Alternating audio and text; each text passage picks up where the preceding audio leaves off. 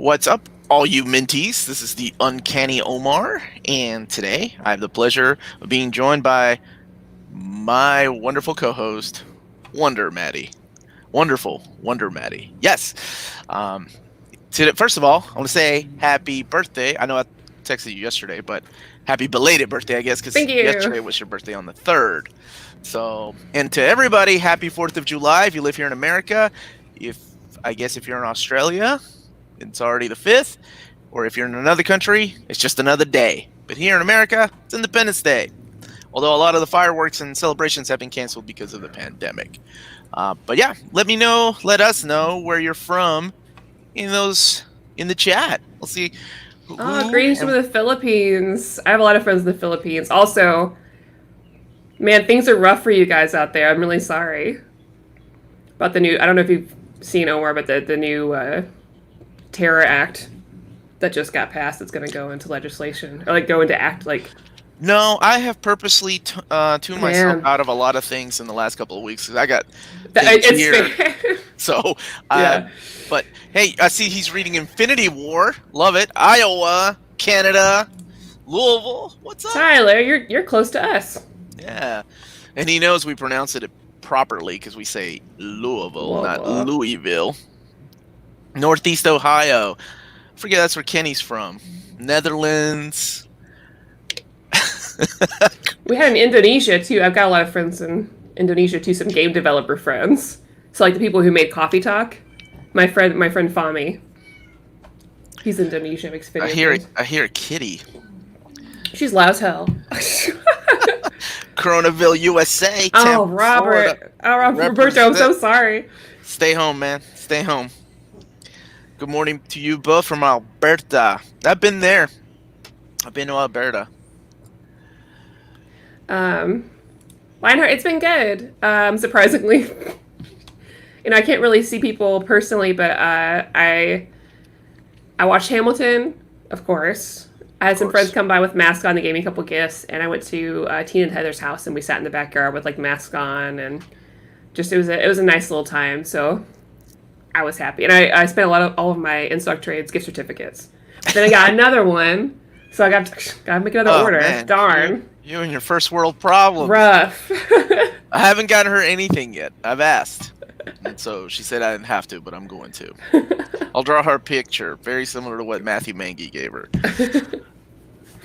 What happened? My Uncanny X-Men omnibus got destroyed when it came from Amazon after 2 months. Yeah. I hope you got your money back.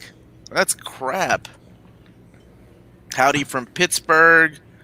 Ground Zero, Texas. Is that what we're calling Texas now? Ground Zero? It's one of them. That in LA and Florida. Are we fighting for him? Who's first? He gave her Annihilation. No. Marvel gave her Annihilation. Gave me Annihilation. I got it reprinted. Yes. I do recommend Thor by Jason Aaron. Absolutely, no question. Amazon, at least here in America, I don't know how it is overseas for everybody, but here in America, Amazon is kind of a joke, when it comes to shipping books, especially when you're paying. If a book is retailed $100 to $150, you expect, I don't know, maybe some bubble wrapping, little TLC. They literally put it in a box where it ships everywhere, and if they put it in a pallet, it gets wet.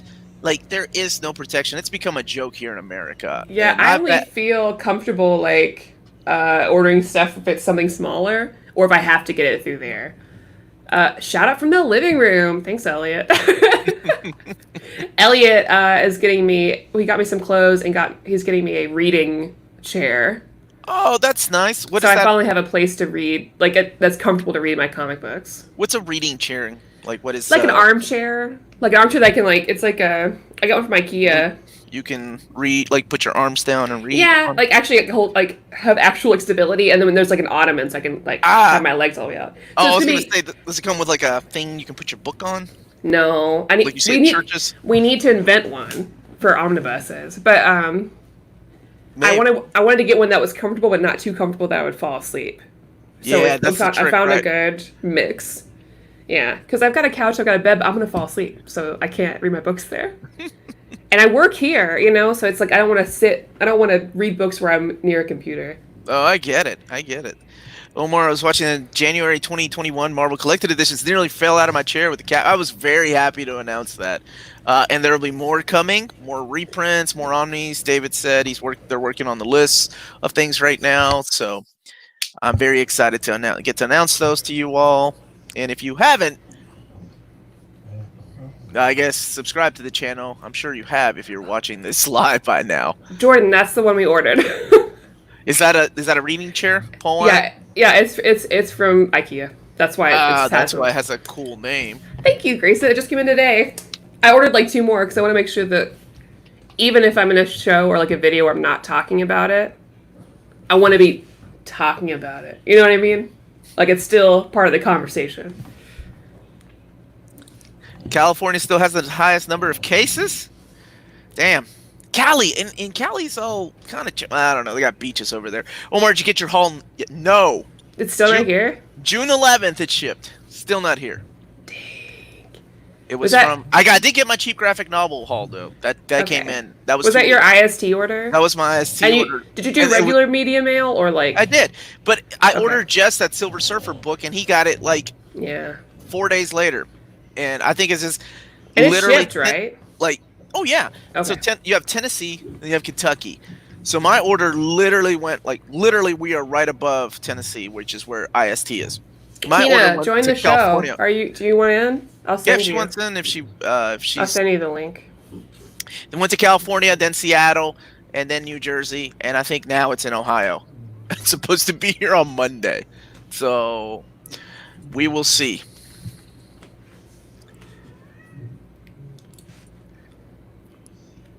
Jess is VIP, I guess. He's a very important person. James, well, I hope that you're okay. I hope that you don't have it. Where are you located, James? Just out of curiosity. Oh, she just woke up, she said. Take your time. Girl. It's hard because, like, I like Zoom because Zoom, you can do a filter on your face. It cleans your face up. But Schumer doesn't do that. What? A filter? Really? Well, yeah, listen. The acne is a problem in the quarantine. I would like for it not to be here. It just, like, magically goes away with Zoom. I was giving Amanda a hard time about her filters. Oh, sorry. 1 second. I think she's meowing outside the door, but can you find her and make her quit it, please? Thanks. That's my cat, you guys. That's funny. I will be doing a haul video. It'll come out on Monday, so I'm going to pre-record some videos because we're taking off again a couple of days, my wife and I, and we are going to just, I'll leave some pre-recorded videos. My haul will be Monday. Tomorrow will be my retro view of Captain America by Ed Brubaker, so you can see a reading order of that, because I know some of y'all have been asking, how did these books, there's 5 of them, how do they all fit together? I got you guys. Since Amazing Spider-Man Volume 2 reprint planned for January 2021, any chance of Stan Lee Avengers Volume 2 reprint? Not that I've seen so far, and I don't think Avengers Silver Age even made it into the top 10. I know Spider-Man 3 did, so hopefully this will mean that after Volume 2, we'll get to the Volume 3. She's named after Nico Robin from One Piece. So it's like What's a pun. It's Neko Robin. So, like, Neko, like, means cat instead of Nico. So, that's why. I badly want to order from IST and CGM, but with the non-free shipping and exchange rate. Yeah, it depends on where you're ordering from. I have a friend in the Netherlands that gets books maybe, like, once every 2 months. Like, it just piles up. So, he can pay for shipping and get it over there. So, this is a good question. Have Omnis been around for 10 years? 2003, I want to say, was the very first Marvel omnibus, and they're the ones that came up with that format. So it was Fantastic Four, and then Barnes & Noble had a limited edition this wasn't a limited edition, it was an exclusive Ultimate Spider-Man. So it was like the first 3 hardcovers, kind of what Marvel reprinted later, but it was a Barnes & Noble exclusive. It's about 2003, 2004 is when they started coming out. And they got big, man. They got big. 2010, 10 years ago, was the great glitch of Amazon and Barnes and Noble, where these omnis were $8 at Amazon and $10 at Barnes and Noble, and that's where I acquired a bunch of them. Tina, I'm devastated. So they're talking about. Go ahead. So there's a One Piece like how.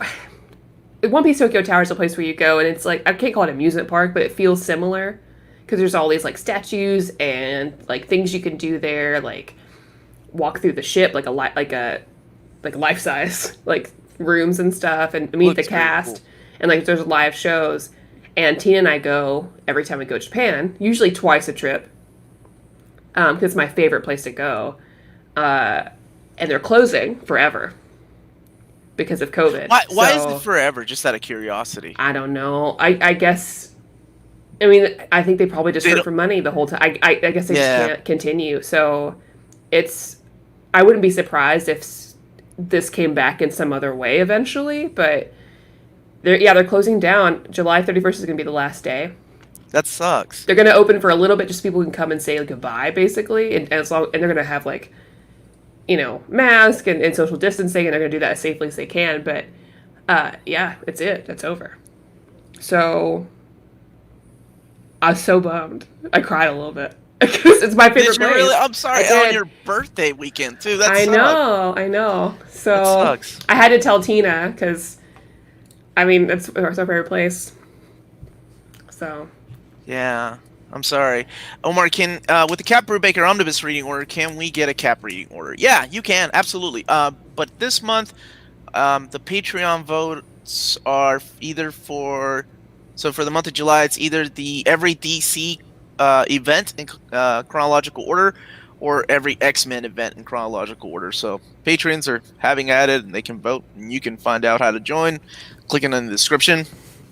And somebody's asking about Silver Surfer. Is that all the Silver Surfer? I know that the Hachette still has some. So it's all the Silver Surfer direct market covers, but Hachette still has the regular ones, which I think is where Cheap Graphic Novels is trying to get some more. So it's not everything. There are more.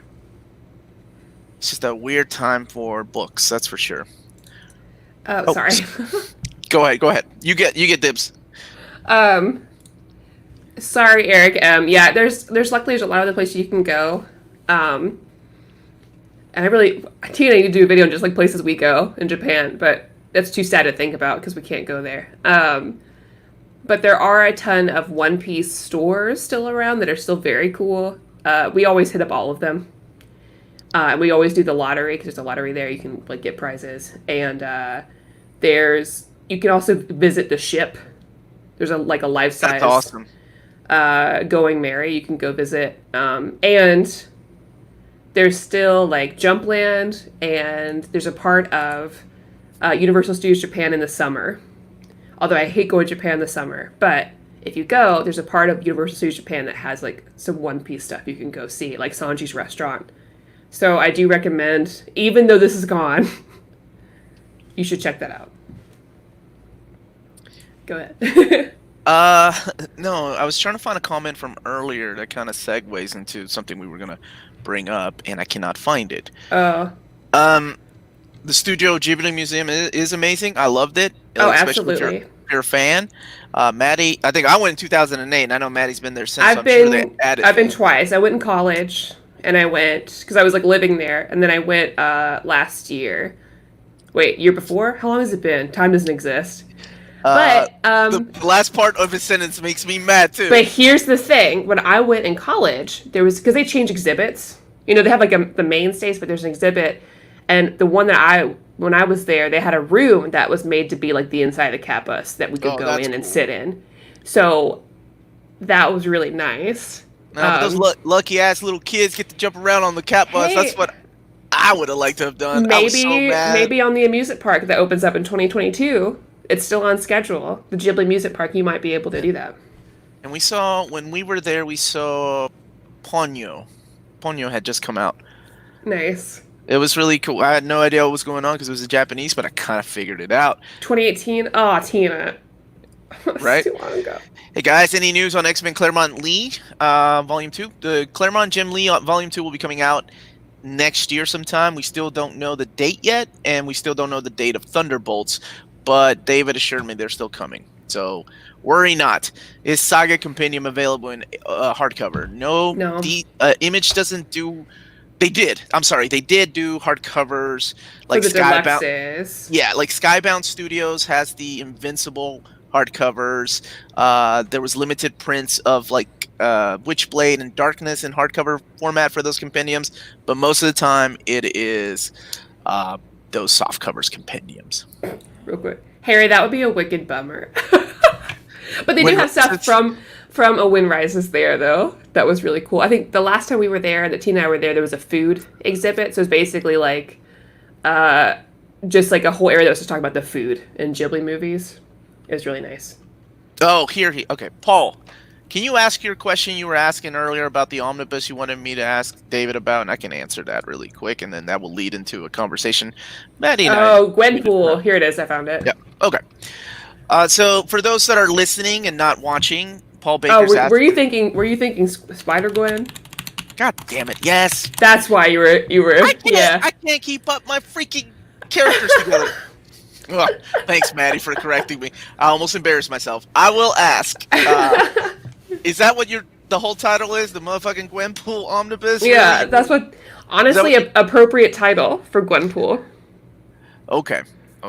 That's a character that has never grown with me. We're reviewing it on Tuesday, and I'm ordering a bunch of Gene Young's books because, one, I know I like them. Two, my basic career is focused around China anyways, and so I'm trying to like do a lot of reading on like Chinese related graphic novels and hopefully do something with that on like with my work, because we have like events that are related to Chinese issues, and I really want to have him like Skype in or do like a webinar or like talk to everybody. You better get him on the show first.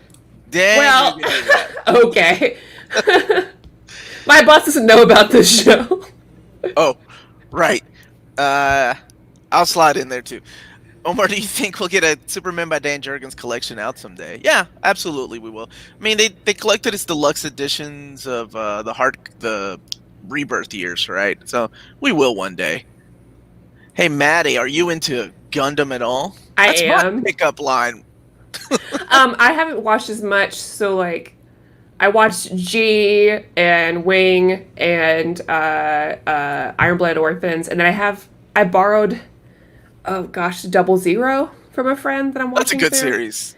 But that's it. But I have gone to the Gundam Cafe and I've seen the Gundam. But that's about where that stops. Bleezy TV, thank you for the super chat. Liberate Hong Kong. Have you been to Hong Kong? No, I haven't. Okay, that's what Jordan was at. I didn't stay long enough because like my visa basically like it would have to leave every 3 months, and like everyone in my city would go to Hong Kong and come back because that would count. But no, I would agree. We could agree on that. Hey girl, how you feel about mobile suits? What's up? That's exactly my pickup line. Oh. Will you hit me up? Will you email nearmintcon@gmail.com? I'd love to get your info. Oh, I love his name. Aaron. I'd love to like maybe kind of talk and collaborate, and I can tell you more about what I do because I don't talk about it on the show. But I'll tell you. Let's see. There's a couple more questions. Omar, what's the best TMNT run to start with? Someone who knows nothing about TMNT, the IDW run, brother. Please do yourself a favor. Get that. That's so good. That's the best incarnation. I know, and I'm nostalgic for the TV show and the original comics and those movies, even with Vanilla Ice. But the best incarnation of TMNT is the IDW stuff that's coming out currently. And you got Sophie Turner on artwork towards like volumes 4, 5. Oh man. Omar, quality and build presentation of the past few DC Omnis have been amazing. They deserve love. I'm a big fan of the Jonah Hex one. The Batman one by Snyder, not so much. And I haven't gotten Infinite Crisis. But any of the other ones I will get, I promise I will do reviews. Transformers for me. Hello from Brazil. All right. So about this Spider-Gwen omnibus someone I thought was asking about, but they were really asking about Gwenpool. Yeah, so, you all know it's come up in a few of the live videos. Omar's been kind enough to kind of wait until I'm here so I can talk about it. Because a lot of times I haven't been available on the live show, so I've just kind of like chimed in the chat. And for any of you who watch Fangirls, which is my live Sunday show at 8 p.m. that I do on the Omnibus Collectors Network, I did talk about it a lot last week. But Omar and I've talked about it, and we have a platform, and there's something going on in the industry, and it would be irresponsible not to have this discussion or to pretend like it's not happening, especially when we are talking about different creators, right, that are involved or affected, right? And we really wanted to talk about, yeah, Kenneth, sorry, I sounded so serious. It is serious. But it's serious when I'm on mute. But we wanted to talk about the sexual harassment part of our industry, right? Because it affects us too as like consumers. Because something we don't talk about because we don't always get serious about stuff, but we should. It affects us too as readers. But like our money speaks for us too, right? By purchasing certain books or not certain books, you are affecting the industry in a way, right? And not being aware of it is not great for us. I know that not everybody here is. If you're not on Twitter, if you're not following comic book news resources, or if you're not in a group that talks about it, you're not going to know. But for those of you who don't, there's been several allegations that have come up in the past, 3 weeks. And people have brought it up here in the last 2 weeks. Every Saturday, someone has asked how I feel. But I think as a guy, I don't feel like... I mean, I have my thoughts, but I think it's better, coming from somebody that has been talking to me about it off screen. And I'm like, well, maybe it's time we talk about it on screen. And I don't mind. I know you and I...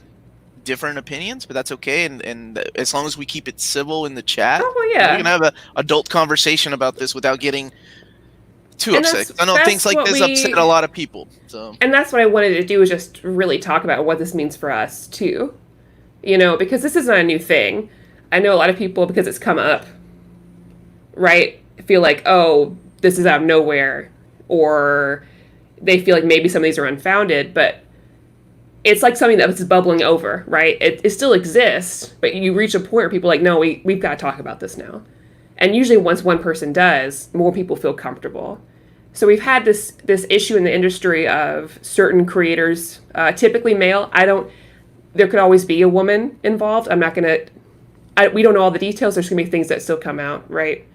But typically male, that have used their position in comic books to prey on female colleagues, female like up and coming creators who have used like a position of power to take advantage of them or whatever. There's been sexual harassment, assault, and a lot of it's coming out right now. And it has come out before. This isn't the first time we've heard about this in comics. But in the past, you would hear about something, there would be outreach for a little bit, right? And then typically we go back to normal. And some of those people would continue to work. Like Scott Lobdell was mentioned again, as he's been accused before, right? This isn't his first rodeo. But it kind of started back with like June 15th when Cameron Stewart was dropped as being... And if you're not familiar with some of these names, feel free to help me with that too, because some I don't know. I meant like some of their work, because like with sometimes Cameron Stewart isn't really the most biggest name in comics. Yeah, he's the guy that did the Burnside Batgirl. So for those which is and that's always devastating too, because hey Tina, when you hear about a creator that wrote on a book with the female lead, and you're like, oh man, really? But that just proves you can be anyone, right? You've got Cameron Stewart. Some women came out against Warren Ellis. He's since written an apology. I'll name the names. Brendan Wright, Charles Brownstein, who was the executive director of the Comic Book Legal Defense Fund. Jason Latour, who was He's the Spider-Gwen co-creator. Yeah, and his co-creator as well, Robbie Rodriguez, was also implicated. Scott Alley was a big one, which we'll dig into, because that one is we need to talk about the systemic issues as well, because it's not just like the bad apples. Yeah, it affects a lot of people, and then us as the readers too. Oh, yeah. How is this moving forward going to affect the stories that are collected from Hellboy? Mm-hmm. Right, things like that. Just John Arcudi. Oh no, sorry, he's not. No, he was talking about. He was when he told Magnola that, like, hey, I told you about Scott Alley. Nika Harper, Scott Lobdell, and Jose Villarubia was the one with latest. Now, I know that there's a lot of people in the chat, and there's a lot of like back and forth. Some people, man, there's a lot to just unpack. Anyway, so it's okay. Take your time. We're here. One of the good things about having this discussion now, and the way that it's coming forward, a lot of these women, there's always the issue of like the innocent until proven guilty, right? Now, and the issue of some of these women who've been affected, who've been victimized by these people, tendency is when they do come out, they're the ones that are they're guilty until proven innocent. Because it's hard for people reading comic books. They don't want to believe that these things are happening to the creators, right? These creators have done it. Well, I understand. Not just comic books. I mean, an artist, an actor, everybody. Yeah, right? Like, if something means something important to you, and the person behind that gets accused of something, you're automatically like, no, there's no way. Yeah. Those characters in that story are nothing like that guy or that woman. So it's everywhere. So everybody, this affects everybody. We're just focusing on the comic book aspects of things, but it's been entertainment as a whole. Real quick, I do want to jump back to this, but I do want to address this really quick. I'll address it. Omar did not know. I had no idea. Like, he didn't know that Billy Tucci was a known comic book reporter. The story behind that is I have met Billy Tucci many times at conventions over the last decades, and I had no idea. Like, and honestly, that was the publisher approached me to interview him, to talk to him, and I was like, yeah, of course. I met him a lot of times. He's a nice dude. And I have always been able to separate, the art from the artist. And a guy like me that doesn't follow Twitter or has a social media face, really, I had no idea. Nor did I, and honestly, I even told Maddie after I was told about that. I went back, looking at his Twitter through our Near Me Condition account, and I was like, I don't even see anything that's coming, other than the fact that he congratulated Ethan Van Sciver on something. But he is literally writing a comic book, a character that was created by a woman in 1941. All the people that he's working with are women, and they're fighting Nazis. Like, I may not know the entire definition of Comicsgate, but I was like, that says nothing like Comicsgate to me. As soon as I knew, I let you know, because I didn't know either. You messaged me. It's pretty obvious by his likes that he is a supporter, but Omar didn't know, so it wasn't like a statement in any way. So I do want to go ahead and speak for him, but I do want to jump back on this. Thank you for asking, though. So this has been something I've been really passionate about, because I felt like, and I've spoken about it, and Omar and I had a good discussion, that I felt like a lot of comic book reviewers weren't having the discussion about it, or when they were just quickly jumping to, and I'm not using these words to shame you at all, Omar, but it's words that people have used. They're like, well, I separate the art from the artist, or I like those books, but they talk about without talking about the issue, and they don't talk about the victims, So it's like they've erased what's happened, and that's not a helpful way to talk about it, because I understand having books that you love written by these people and you didn't know. Mm-hmm. For you and for a lot of people, that was Warren Ellis. I know some people have come through that talked about his apology, or talked about how it hasn't been proven, but like there have been many women that have spoken out. So I do want to say that, despite not any charges or anything, not that there could anything be charged, but it was multiple women. But for me, that was Scott Lobdell. I I love Red Hood and the Outlaws. I know people don't like it. I know it's not a good book. But I've spoken often about how Arsenal, Roy Harper, is one of my favorite characters. I feel very connected to him. I cried when Scott wrote that like goodbye between Roy and Jason Todd, you know? But like, I'm not going to support this man going forward. I'm not going to throw away my books. But I'm making a decision going forward not to support him because I know that my money will speak for me even if I am silent, right? It would show to DC that I am in support of this. And it is a case-by-case basis for a lot of these things too, right? Because it's complicated when there's more than one person on a book. And I recognize this. You know, even though Scott is this way, it doesn't mean the rest of the people that on the book were. You know? Although I do hold DC accountable because they knew in the same way Dark Horse did. You know, for those of you who don't know, DC knew about Scott's behavior. They had female staff members that would have to go out of their way to warn other female creators not to work with him or not to be in a room alone with him. Same way that Dark Horse knew for years about Scott Alley's behavior. They knew what he was like. They had to put policies into place to make sure women weren't in the room alone with him. And when the news broke out about Scott, they told people in their company, don't say anything. They said, don't say anything, Scott's family. And nothing would have happened if Mignola didn't tweet about it, saying that he wouldn't work with him anymore. Dark Horse would have continued.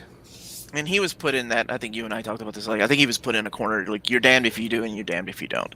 If I don't tweet about it, I'm going to get called out. If I tweet about it, I'm going to get called out for knowing. So well, I think I'm glad it's the better choice, right? Like he made the right decision. And there's a lot of people, I'm glad this is coming out now. I understand that it's difficult for people to deal with. It's hard. It's hard for us.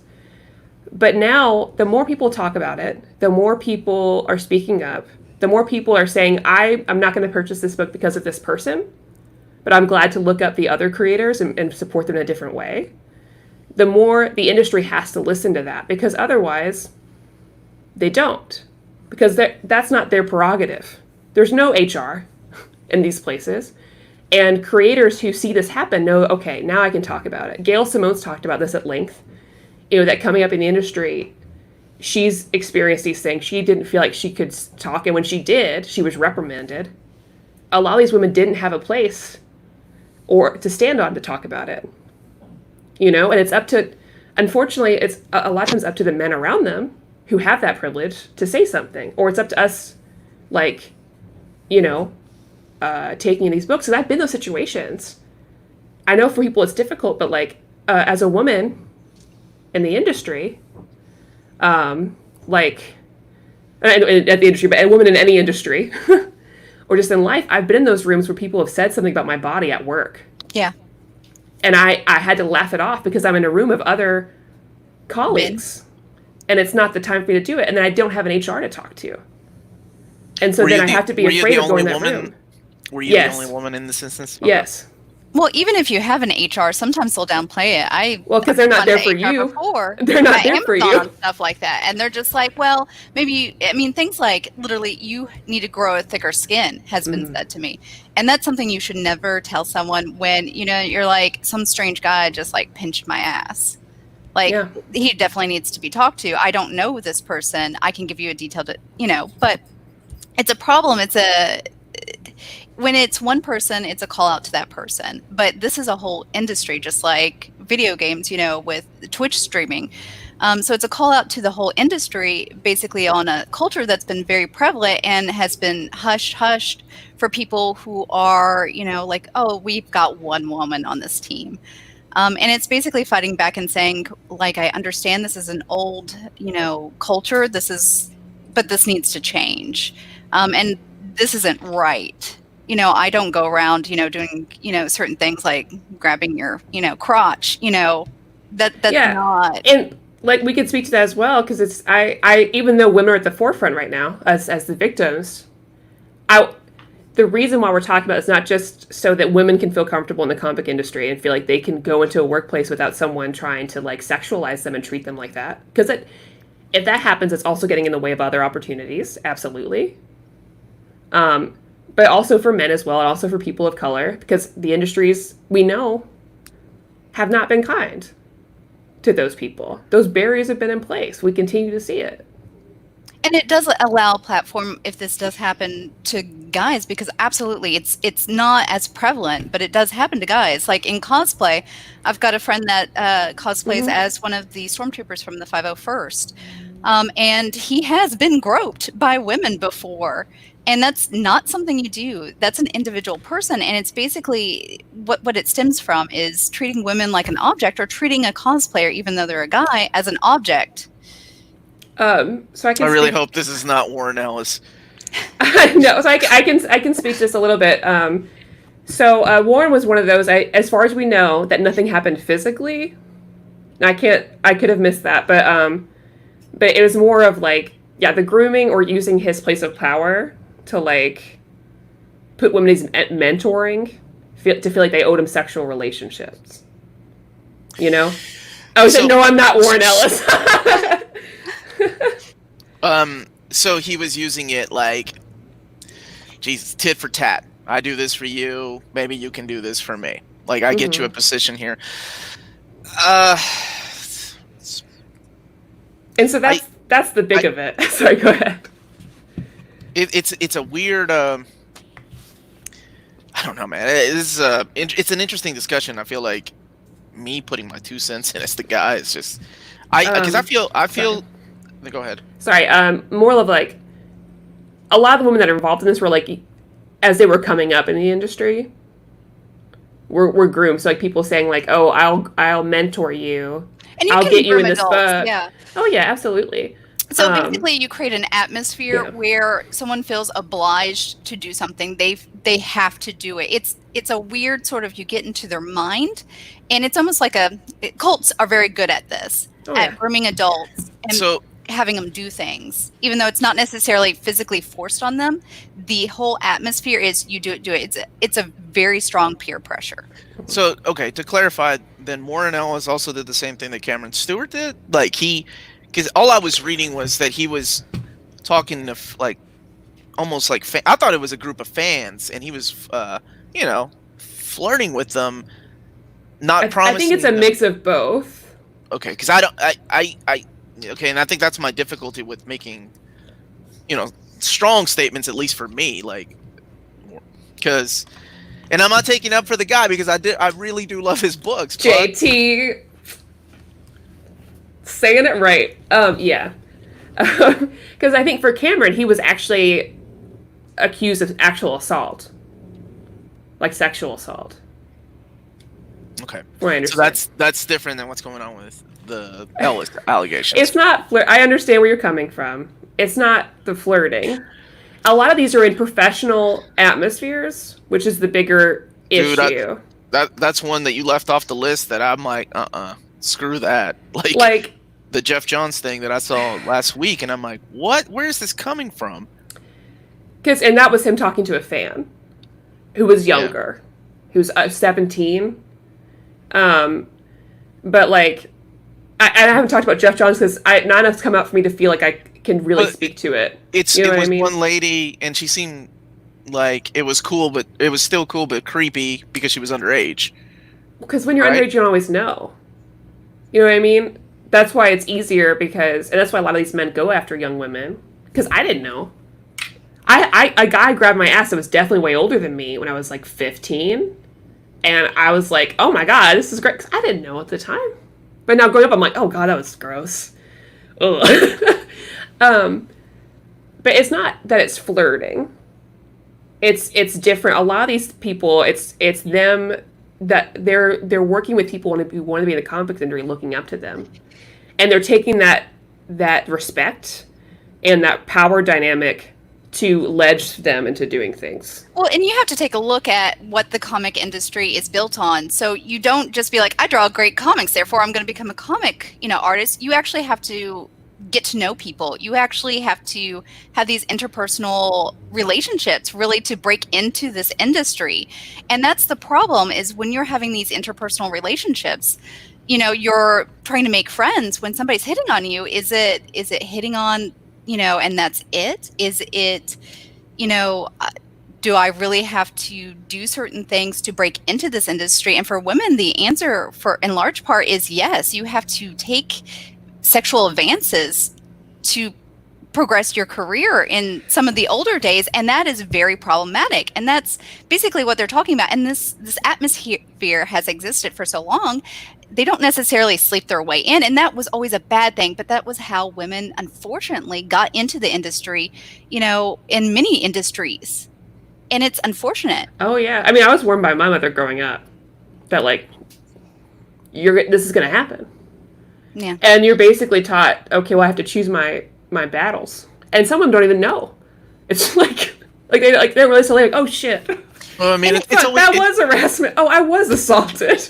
It's always been a bad joke, but a joke nonetheless that in Hollywood you have all these actresses or actors that are not that great at acting and they're at doing their job, and she must have slept her way in. They must have slept with the right person. Mm-hmm. So of course it's gonna trickle down in the comics. You got a position, and it surprises me because in comic books, you have editors who get to make the call. I guess because in comics you need more of a mentor, right? Like in comics you need somebody to kind of guide you, to tell you, okay, you want to get to know these network. people. You want to same with getting in any industry. You need to network to get through. Mm-hmm. And I talked to Omar about this before the show started, but a lot of younger people going into comics, they're told, and this isn't exactly true anymore, and that's been a big conversation on Twitter, they're told by artists and writers, oh, you need to go to cons, you need to go to the after parties to network. Mm-hmm. However, think about it. Those after parties, there's drinking, you're led into a lot of uncomfortable situations because you've been told that oh, this is the only way you're going to get through. And one of these stories, I can't remember who it was, but it was a girl, I don't know if it was Scott Alley she was talking about, but it was an artist, and she was in the backseat of a car, and he was touching her, but she was surrounded by guys. And they're all joking around, and he's trying to get his hand in there. And she was she kept trying to get away and whisper and stuff. And she's if I say, oh, hey, this guy's got his hands on my pants, they're all just going to laugh? Are they going to believe me?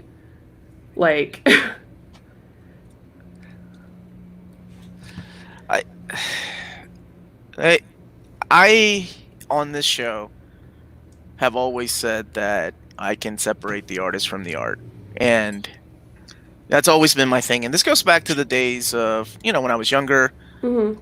And I've mentioned this many times, with Michael Jackson. Still listen to his music, allegation after allegation, and I'm talking decades of allegations, not just.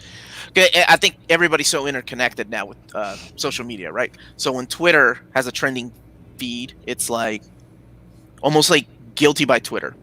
People are already making assumptions, and I don't want to even say cancel culture. I just want to say, okay, well, let's see what's going on. Let's see what else there is. Seriously, when the Jeff Johns thing came, everybody that was posting about it was I'm sure more will come now. We're waiting. Yes, let's throw him under. Let's see what else he's done. And it's almost sickening. But anyway, what my point is growing up, one of my favorite movies is The Man Who Shot Liberty Balance. I love John Wayne. Mm-hmm. Guy was a racist, right? And I didn't find that out until I was in high school. Because he married a Peruvian woman, but he was racist. And as most guys who marry a woman of color are. Well, look at my dad. And Tina's dad. I had no idea that any of that was going on, and I think that was the first time that I'm well, is he still, do I still like that movie? And I realized that back then I'm well, yeah, because that character and that movie meant something to me, right? Just the Warren Ellis thing really bothers me because Warren Ellis is one of these guys that he's one of my favorite writers. He's on my list of top 20 favorite writers of all time. He wrote The Authority. And The Authority has, two of the biggest LBGT characters in the history of comic books, and that's Apollo and Midnighter. Yeah. So to say I am no longer going to read Warren Ellis, to say I'm no longer going to recommend this comic book to people, like they're missing out on this wonderful story that was also, drawn by Brian Hitch and Paul Mounts. They all collaborated. Yeah. So it's a collaboration thing, right? It's not like a Warren Ellis biography or he wrote Andrew and did everything. Mm-hmm. So it's so weird that I feel like that because of everything, because like I mentioned earlier, you and I differ, right? You were talking about you are no longer going to buy Red Hood and the Outlaws to support Scott Lobdell. Whereas me, if they announce a Generation X omnibus, which I seriously doubt is going to happen now, I'm like, hell yes. That was it. Like, I grew up with Scott Lobdell. Like, he was the X-Men guy in the 90s. Mm-hmm. And, I mean, he created... And then that's the difficult part, too, is where do you stand with that, right? Like, if accusations are like that, and then a Generation X movie comes out, or they're part of the X-Men, that some of these characters that he created, like Skin and Mondo... Do you stand your ground and like, no, I'm not going to support anything that he created because he gets money from that? And that's something I've thought about a lot. And I talked about a lot with Kristen because, we already have books like this, that like older Golden Age things that are problematic, for which I'm usually thankful if there's like I don't mind if they're being printed because they're of the time. And I appreciate if there's something at the beginning that's like, hey, but BT dubs, this is what's going to happen in this book. Just because, think of like older books because like comedies change. Scott Pilgrim has some problematic words in it. There's some comics in the 90s and 80s that are rough to read because they use words that are slurs that was widely accepted at the time. And I keep that in mind when I think about this stuff too. And it's hard because I know other people worked on these books as well. And I think that, like, I think the important part is, like, not supporting work going forward, at least until significant change or reparations are made, not just by the problematic person, but also with the publisher. So, like, it's like you said, like, Ellis wasn't the only person on that book. But I do think if you're going to talk about him, and be like, hey, I really like this book by Wellison and such, it's important to still bring that up in part of the conversation. I know it's hard, but just be like, hey, go ahead. Sorry. No. You bring up a really good point. Because when I used to watch movie reviews, I don't watch anything anymore on YouTube because I'm busy making videos every day. I love you all. When I see like movie reviewers on YouTube talk about movies, like that had Kevin Spacey, right? Yeah. That's one thing they do. They're like, okay, we're going to talk about this movie. Kevin Spacey is one of the biggest actors during this movie. So just throwing this out there, these are things that happen, but we're still going to talk about it. And I think that's important because, we a lot of things are going on everywhere in the world, right? But in this country, like, there's a lot of things about erasing history, which is kind of ridiculous. But it's something you don't want to do. You don't want to, at least to me, I don't want to miss out. Somebody was mentioning Kenshin, and I'm sorry, that's in the chat. So Kenshin is. I feel the same way. I love Rurouni Kenshin, and even though what the creator did is more acceptable in the country of Japan than it is here, it's still really cringeworthy. And I don't even know if Viz is publishing any more of his work. I have no idea if they're doing collector's editions. He's still coming out with stuff. Yeah, in Japan, but I don't know about here. I mean, the same thing happened here, and I'll tell you what happened in the case of Gerard Jones. I almost said Gerard Way. Gerard Jones was a writer in the 80s, 90s, worked at DC heavily, did a lot of writing on Green Lantern Mosaic, and then had a run on Justice League. Well, he is serving prison time now because he fessed up to owning child pornography, right? And what DC did when they republished those books, like the crossover with The Flash, Mark Waid, they removed his name, right? What they did with the JLI, I thought I read somewhere that they're donating money to... Ooh, that's the other thing. Let's get to that. Let's talk about that, because I was going to say something on that. So and this is the struggle. So we all have consumed stuff that has come from problematic creators.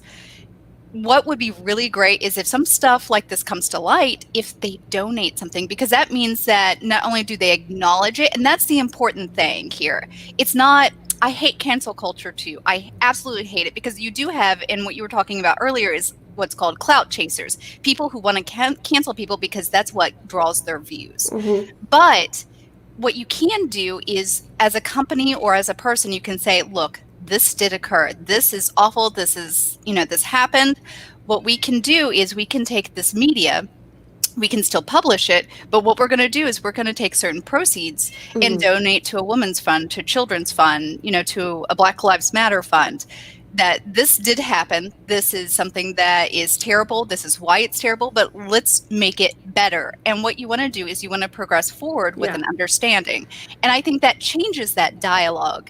It goes from cancel this person, this is completely terrible, to let's awareness of the object, seeking to proceed something better, take a step forward, and then actually doing something about it. And that is the key. I'm gonna start picking some comments here, because I feel real like quick. I want to say one thing before you do it, because I want to kind of piggyback on your point a little bit, because I know that like those names are going to come back up. I feel like the most important thing we can do as comic book reviewers, as people who have a platform, is that when we're talking about those books that involve those people, problematic people, people who have contributed to the sexual harassment culture in the industry, it's important to mention it and talk about it when you're recommending it, because if you don't, it comes across as, oh, you're ignoring the victims. So if somebody's looking at you like, okay, they look toward you, right, or me, or whoever, and like, okay, well, Maddie just recommended Red Hood and the Owl. She talked about it. She didn't talk about the issues. I got emails for interviewing Billy Tucci, something I didn't know about, so of course they're going to look to us, I'm like, okay, well, she didn't mention this. That means she doesn't care about the victims. And people who've experienced that in their lives are going to feel extra hurt, because like, oh, this person I looked up to doesn't care about my kind of struggle. You know what I mean? So as long as like you're talking about that when you're mentioning these books, I think it's at least more responsible than what it would be otherwise. Yeah. So and that's a good and fair point. So Sean's saying, I just want to read comics, and I get it. You are more than welcome to. It's just, I think it's because we have a YouTube channel, we review things here. We also have to inform people like these things are happening, and obviously, I mean, if you've been watching this show for a couple of weeks, people have brought it up in the chat and wanting to know my thoughts, and I have shared my thoughts, and Maddie and Tina wanted to share theirs. So here's something that's a really good point, and it's interesting. Okay, I'm not defending grooming. This is from Monkey. Defending grooming. I said that it is a very bad thing, but do you have to be fired if you are doing bad, not criminal things, in your own free time? And that goes back to social media, right? Like a lot of people have been fired from social media for posting things on their own time. But it's just the way things are. Because at least in the state where I live in Kentucky, you can be fired at any time for any reason. Doesn't matter what. The employee wants to let you go. For being gay before the Supreme Court. It doesn't matter, right? I don't know what the cases are where these people live, but I'm just saying that in our state here in Kentucky, at any time they can let you go, and they don't have to tell you why. I think in that sense, it feels different because they're still using. This is still a platform that's related to their content. This isn't like just you by yourself, but like. A lot of these things are happening at conventions they're paid to be at, right? Conventions where they are representative of companies, or it's related to content that is related to your company. So like if somebody say, oh my God, I'm such a big fan of your work about this, or like, I love this book, and you're talking with this person, that's still related. It still reflects on you as a company. Well, and I think it's and also they have to keep that in mind. by case basis, because it depends on what bad things they are doing. Because if you're, constantly going after, you're saying all lives matter or something like that, that's endemic to what your personal beliefs are that are representing the company. And that's a key. Yeah. You have to remember that these people aren't necessarily representing their public, they're also representing a company. Like Tucci doesn't think coronavirus is real. Does he not? We did not talk about that. Oh God, Twitter's hilarious. I looked through, I was like, oh.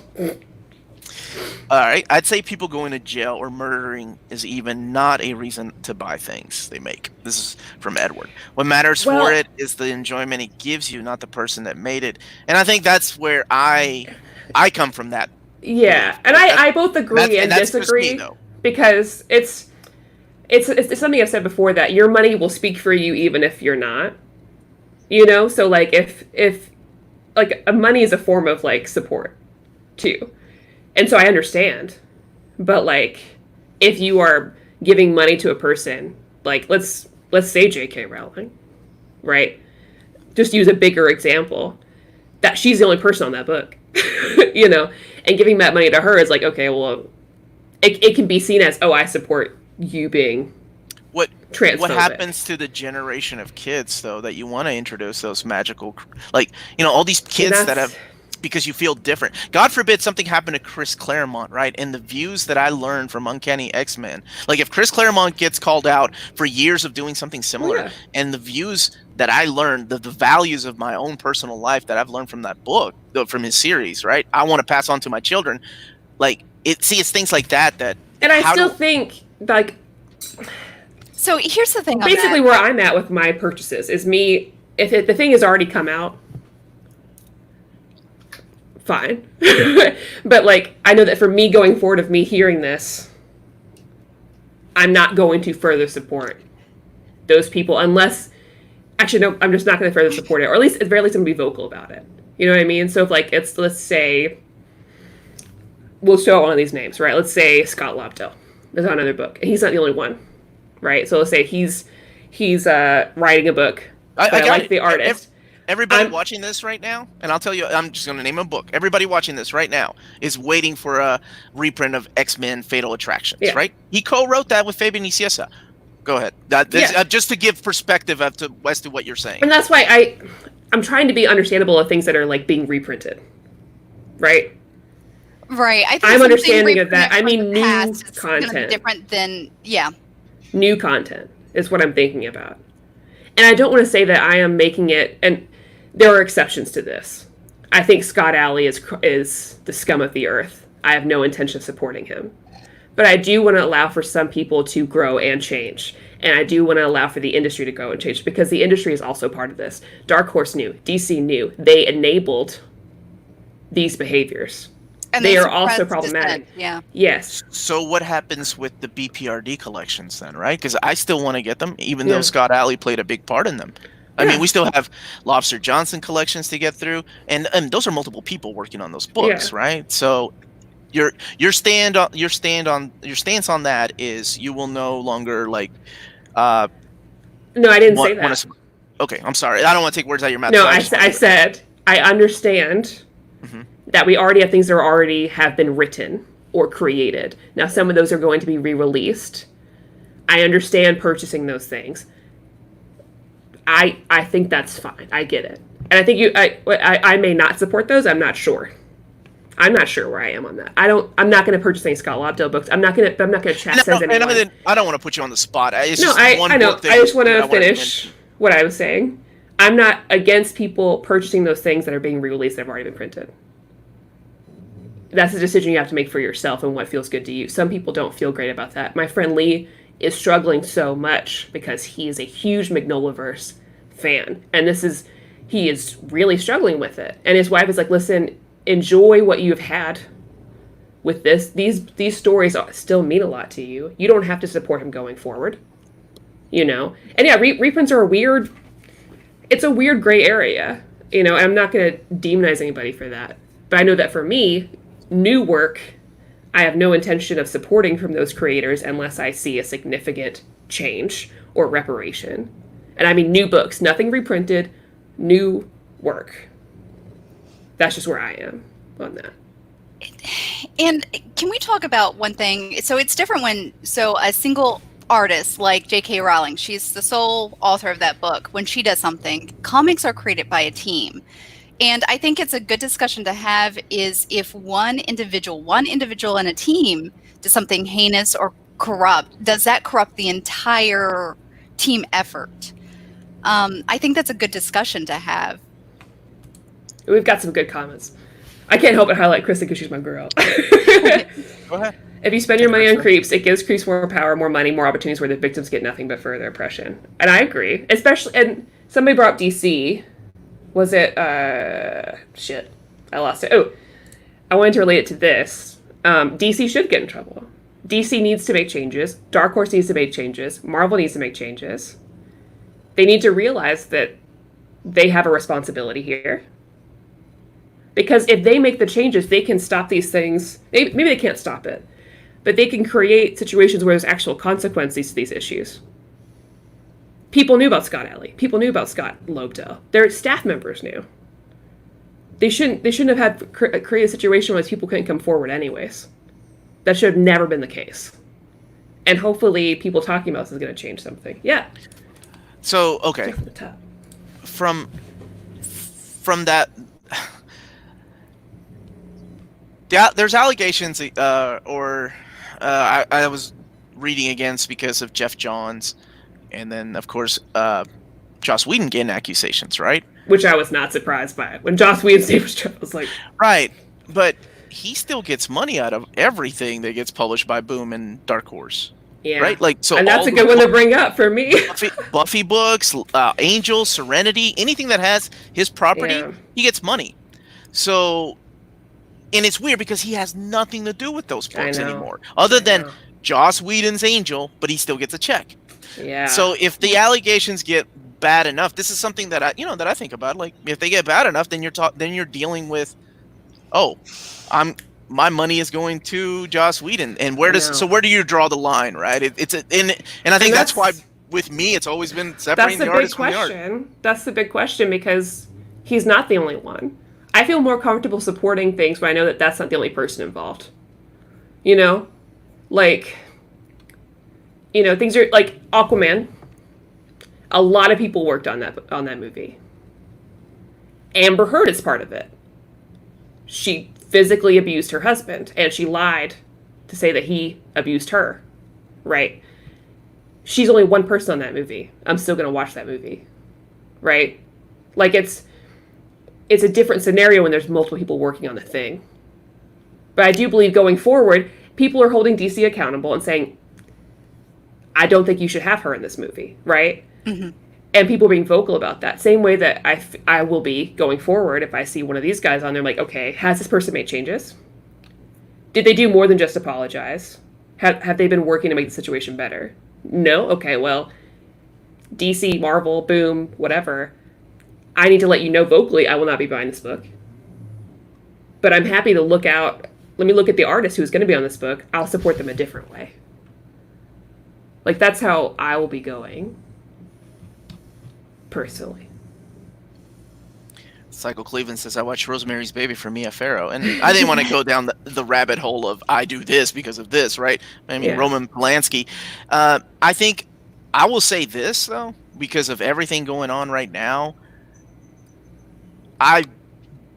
You bet your ass that some people think about sending a text message before hitting that send button from now on, right?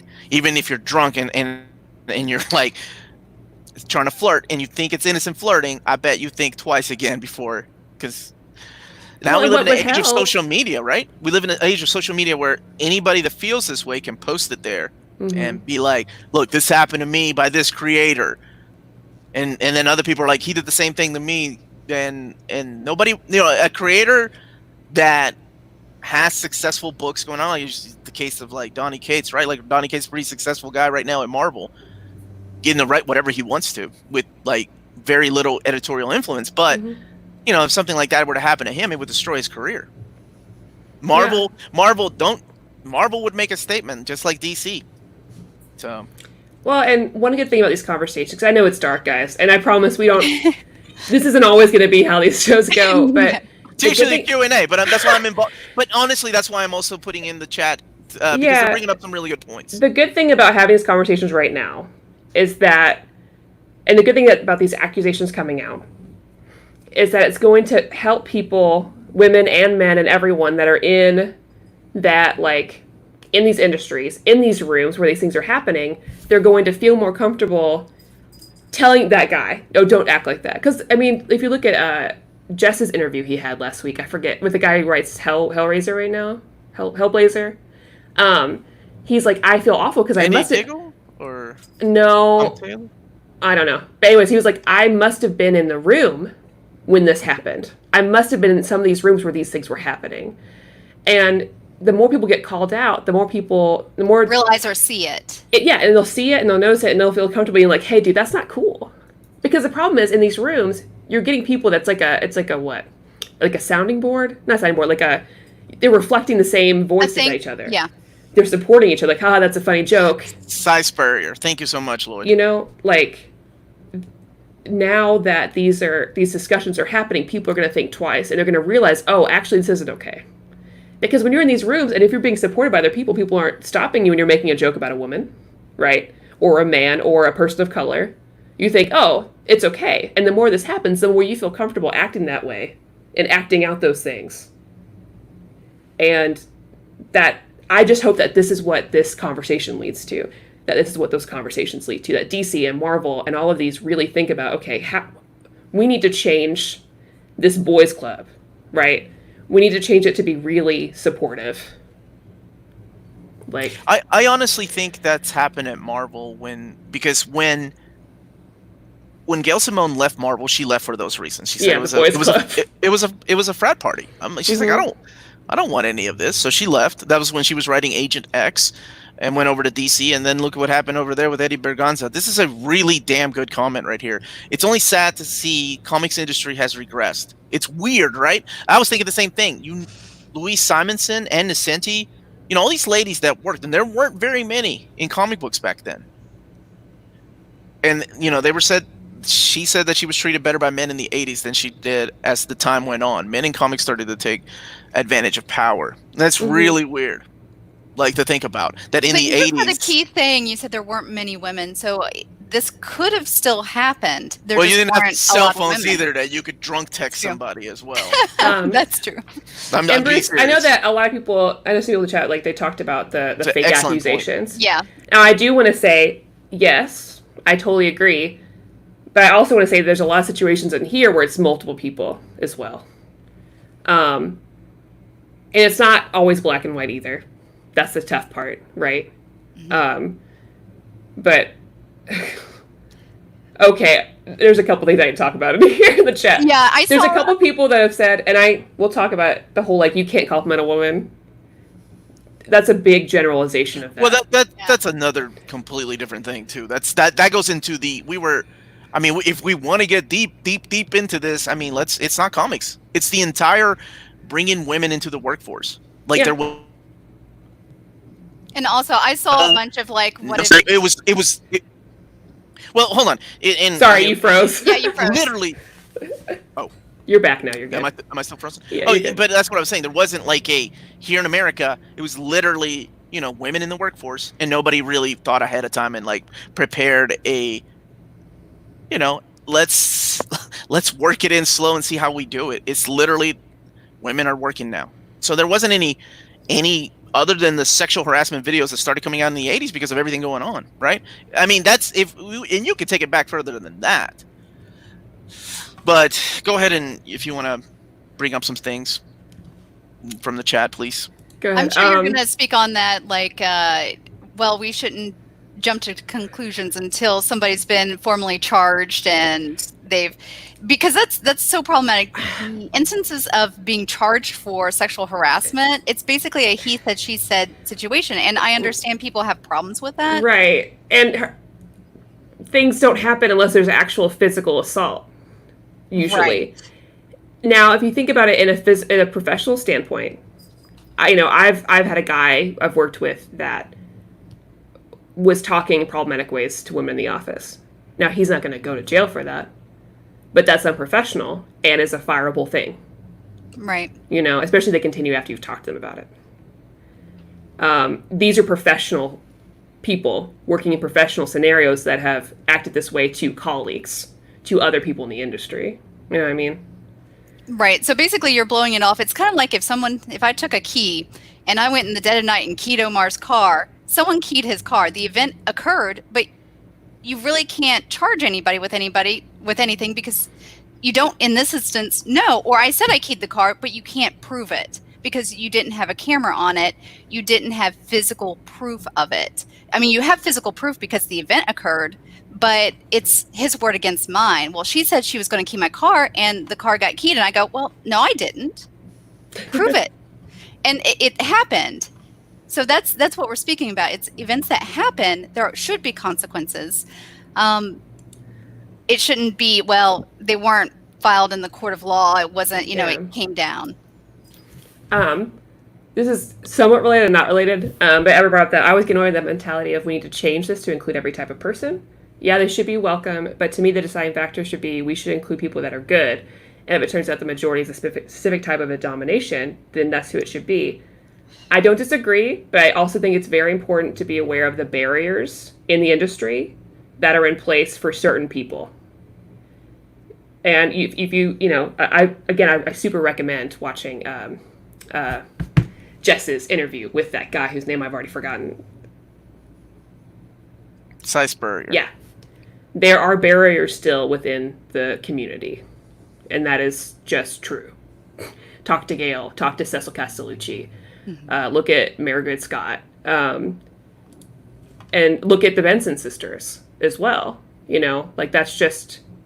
There's a lot to work on, and we're getting there, too. Like, DC, Marvel, they don't always think, oh, I'm going to have the black person writing the black book. I'm going to have the woman writing the female book. But they have a lot of white guys. They're like, okay, well, you can work on this book or this book. And it's gotten better because the Benson sisters even talked to DC. They were like, hey, well, we would really like to write something else too. We can also write non-female books. And they're like, oh, yeah, we didn't think about it.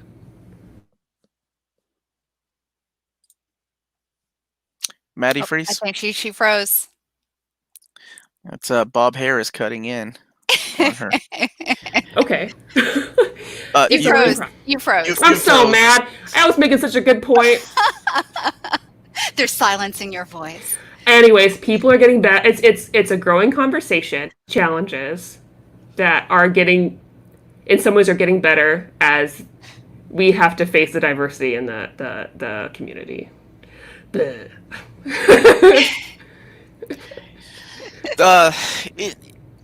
is interesting because I think of the 90s and 80s and things like that, like reading comics as a kid, and this stuff would never be in a Wizard magazine, and mainly because of the point that Ben made earlier, that these things really didn't happen as often because there weren't that many women working in the comic industry. And now there's a lot. Like, I could name three to four comic creators in the 80s. In the 90s, a lot more. But now, there's so many women working in the comic books industry. It's crazy, like, to think about the times that have, how forward we've come. I'm so thankful. A lot of my favorite books are by women and people of color. Like, I had to go through and like think of my favorite people, and I'm like, yeah. I'm really glad that we have a diverse people to choose from. Like, and that they are able to like go up and write other things, like Saladin Ahmed and G. Willow Wilson and everyone at First Second, right?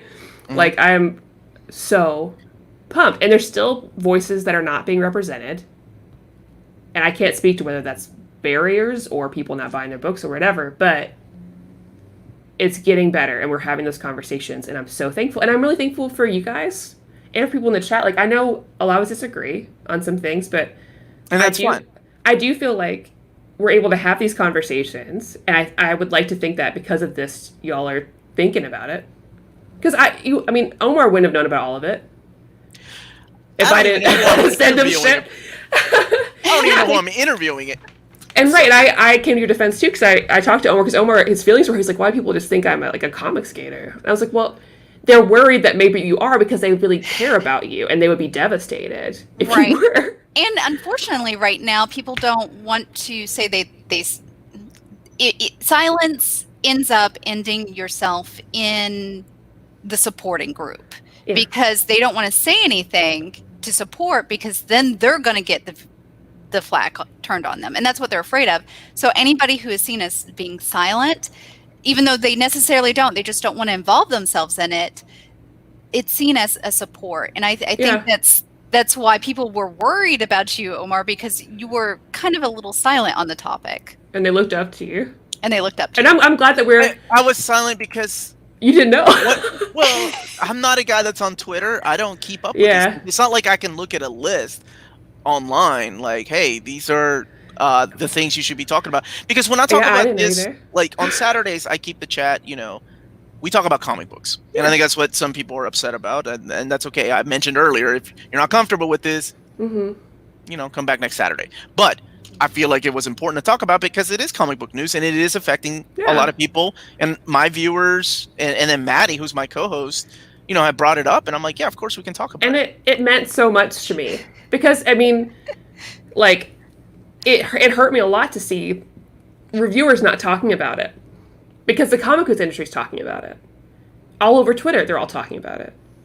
And whether people like it or we're not, talking about comics right now. Calm your tits. We're gonna get there. I promise. It's just we wanted to talk about this whether first. people like it or not. This is part of the discussion of comics and imbibing comics and ingesting that content. It's the history behind the comics, and that's really important to see the history behind the comics, what is occurring now, and how it will affect the comic industry going forward and affect the storylines going forward. Can I just reiterate that JT's my man? I'm Team JT.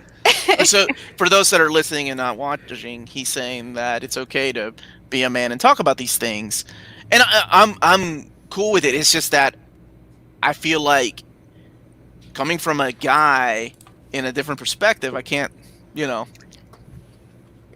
really get across what my points are without having a counterpoint, and that's Maddie, because we come from two different viewpoints. Yeah.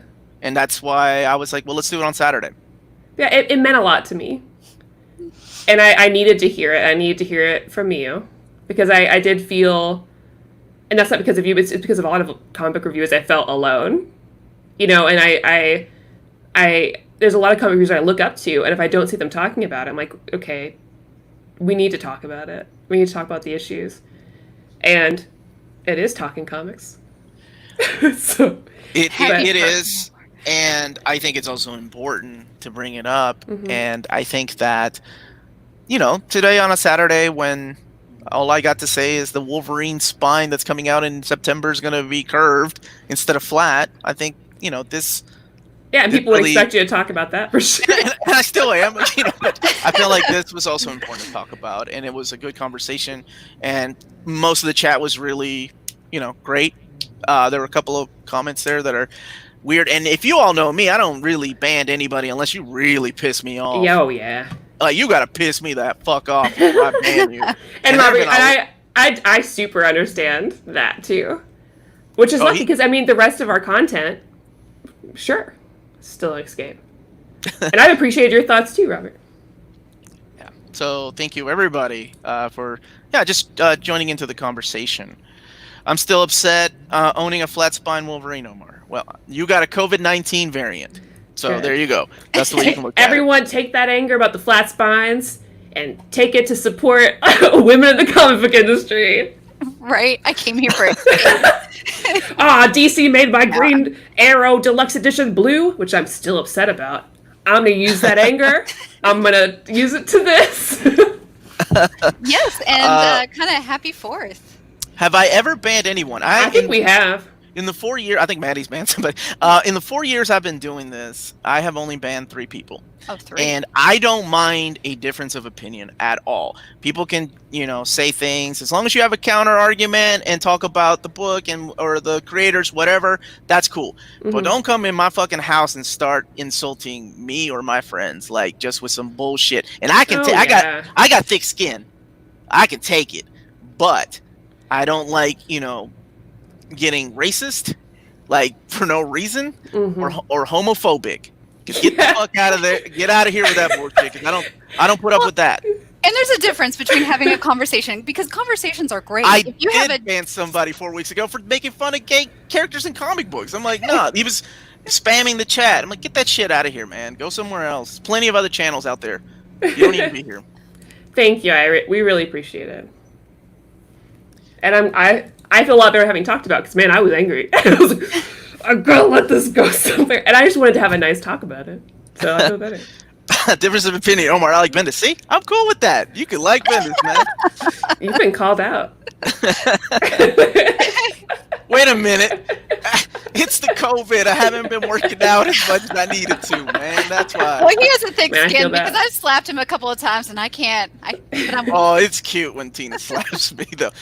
Thank you so much, Eric Garza. Great and necessary discussion, MC. Thank you, Maddie, Tina, and Omar for using your platform to have a civil discussion and considering all points of view and how and why that can be challenging. Thank you. And yes, I've got a potty mouth when I get heated, and these ladies can tell you. This channel has become a lot more family friendly, though. If you go back to the beginning, woo! The nuns that raised me, boy, they'd be so they upset get the with me. ruler out. Yeah. Oh man, my sister John Catherine, she was named after a male saint. Yardstick. She had an antenna, a car antenna. She would whoop my hand and whoop my butt in front of the classroom. And I don't care how cool you are when you're trying to flirt with the little chick next to you in class. Look, Omar talking about his problematic behavior in grade school. Oh yeah, I was a problematic child. When the nun pulled you in front of class and spanked you in front of everybody, you are cool no more. Like it's done. Wait, was it a pun? What? Was it a pun what he said? I don't know. I didn't get it. It's Elliot. Does You're married not to him. have thick. What? I don't know. I don't know. He's doing his best. He's doing his best. Just 2 a.m. in Australia. What's the topic? All you gotta do is go back. Yeah. It was a really good, important topic. Omar just picked up Conan Omnibus Volume 2. Don't ever read Conan. Is it okay to start it? Don't, because guess what? That's the other thing I was going to say. Conan Volume 1, the reprint, the Marvel years, should be coming out soon because I know that some people have already started getting them. So they should be coming on sale either this week coming up or the following week. So just keep an eye out. Wait on reading Conan 2 because you'll enjoy the stories in Conan 1. And you got Barry Windsor Smith on. Oh, he made a different comment about how you can't talk about comics without talking about the issues. I missed that. That was good. Are you covering Garfield? Recovery Garden. Elliot C. is my husband. Yes. Yes. Yes. He's a cool cat. I married a man, but he understands my love for really muscular women. Which I appreciate. Y'all trying to get me to ban somebody today. I like Daniel Way's Deadpool, Omar. Sorry. I do hate his Wolverine origin. Man, you're more than... I can't say anything. I had the complete collections and I upgraded them to the Omnis because I love that artwork. And I'm a completist. And did I hear you say earlier you didn't get into Gwenpool? No. I liked Gwenpool. I don't get it. I don't get Really? Gwenpool or everybody's love of Squirrel Girl. I don't get I it. love Squirrel Girl. Look at the way you two, like the way you said it. God, like, you're heartbroken that I don't like it. I did. She's so cute. Well, maybe we I can do it love on it. Old Reader, New Reader one day. That's fine. I love that I know- they made this joke like over I know the card. chat. Kristen was loved posting she posted in the chat for everybody to buy Bingo Love, and I bought a copy. I haven't read it yet, but Who's the artist on that? It looks very familiar. it's a lot of different artists actually. Okay. Yeah, but I'll let you borrow it. Picked it up. I need to return one to you. I found it the other day. I was like, oh, I still have this. Tyler, you're not even you're banning me because I don't like Squirrel Girl. Okay, I'm sorry. Oh, man. and also shout out if y'all haven't read Hardcore Anxiety, a graphic guide to punk rock and mental health by one Reed Chancellor. I would recommend it. You should check it out. Oh, I don't want to be is full free. screen anymore. Quit it. Okay, sorry. Go! sorry. I'm Yes, reading don't- Squirrel Girl right now, and I love it. I'm unsubscribing. Damn, I didn't know that was going to be the big topical debate today, me making that statement. You know what? Maybe I just haven't read Omar, you're canceled. the right... don't start with me. The right Squirrel Girl story. Maybe that's what it comes down to, right? Some people can't get into X-Men because they haven't read the right story. Some people can't get into Squirrel Girl. That's all it comes down to. Hey, I mean, gang, we've all you guys ever subject all been yourself in to Inuyasha. punishments and take a look at Inuyasha? Am I going to get banned for... No, I love No. Rumiko Takahashi. Yeah. Am I bummed that she doesn't know how to end a story? Yes. Oh, Am come I on going to now. watch that new anime, read that new manga? Absolutely. Have Yeah, y'all not I- read Maison Koku? Like, the Yeah, I haven't. greatest manga of all time? I I have. Oh, I I can't don't wait think for the it's the collector's edition. greatest. I think have read it. I think I'm gonna ban you from the channel. That is one of the greatest mangas ever. Excuse me, it's Magic Knight Rayearth from Okay, that's a good Clan, one, too. so come That's a on. good one too. Has David Gabriel mentioned anything about Wolverine and the X-Men Omni reprint? With the Cap Omni reprint, gives me hope. How about I don't know. I don't know about any more reprints than what I told you guys. I swear. Well, I don't know of any more reprints. I know of a couple more Omnis, new Omnis, and a new box set, but that's it. And I swear, as soon as I'm allowed to, I can announce it to the channel. Yes, Microcosm did publish Hardcore Anxiety. And the writer and artist is in the chat today. Yeah, Reed. Oh, Reed, I need to tell you that Elliot said that you should do a comic book show called Good Reads. Oh, that'd be cool. Nice pun. Like he told you off camera, like to make sure to tell him. He told me the other day. You like Nadia Van Dyne, right? I do. Did you know a written novel is coming out about her? Yes. I'm definitely going to read it. Because I've said it before, but man, Unstoppable Wasp is still one of my favorite comics. I'm so sad it didn't continue. I just love it so much. And I love the creator. He's a really cool guy. Super nice. Any word on when you can announce the new box set? I'm sure here in a couple weeks. They're building the catalog right now. So hopefully, he said he would let me know. I promise you all would know. Did you get the Absolute Fourth World? No, but it looks so stunning. Like, I almost want to sell my Fourth World Omnibus to get those two Absolutes. I saw your review on Rosa Versailles, and I really want to get those. I ordered the first one. Versailles. Sorry, yo. Tina, Sorry. we can't show we're from Kentucky all the time. Come on. now. Versailles. Robert, thank you. I need to clean it up again. It's just when I get my books like set, then I have more books and it upsets the balance, and I've got to redo it. But we're gonna buy a house next year, and I'm going in with the purpose of getting a basement, so I have more space. That's right. And a D&D table. I want a D&D table, and I want more bookshelves. See, that's why you get a house. Screw kids' rooms or future master bedrooms and rooms. No, you worry about that basement where you're gonna put your books at. That's how I bought this house. Somebody was asking me, and he has been asking me the entire time, and I'm sorry, I'm just hey Omar, Irredeemable Omnibus is available at Amazon, but ISTCGN don't have it yet. Previews show September release date. It's already available on Amazon? You're talking about the softcover Omnibus, right? I thought it got delayed as well. If it's on Amazon, then yeah, it's free game. Keep in mind though, the book market is always a little bit different than the direct market too. So, what was the conclusion? Wait, this is a good question. So, what was the conclusion of the discussion again? Sexual harassment is bad, and your money talks for you, and do better going forward. Do better going forward. People will hold you accountable for your actions. Educate yourself before buying books. But you've done better, then that's probably okay. Just take steps going forward to correct behaviors that are bad. Dig it. Oh man, I'm just glad. I'm just glad. Growing up, yikes! You're gonna get the wrong crowd to watch that, or the right crowd. Ooh, Cycle Cleveland, what up? When he talks harassment walks. He hardly comes in for a live chat, but when he does, he lives it up. All right, Omar, any chance for Power Pack Omnibus Volume 2 where the sales that good? I don't know. I don't have the sales of those yet. And honestly, that's something Marvel never releases to the public. We can see the sales of the direct market, but the overall sales, that's something they keep to themselves. So I don't know. I'm hoping that they do a Wolverine Omnibus Volume 2, though, right? Come on. We gotta make that happen.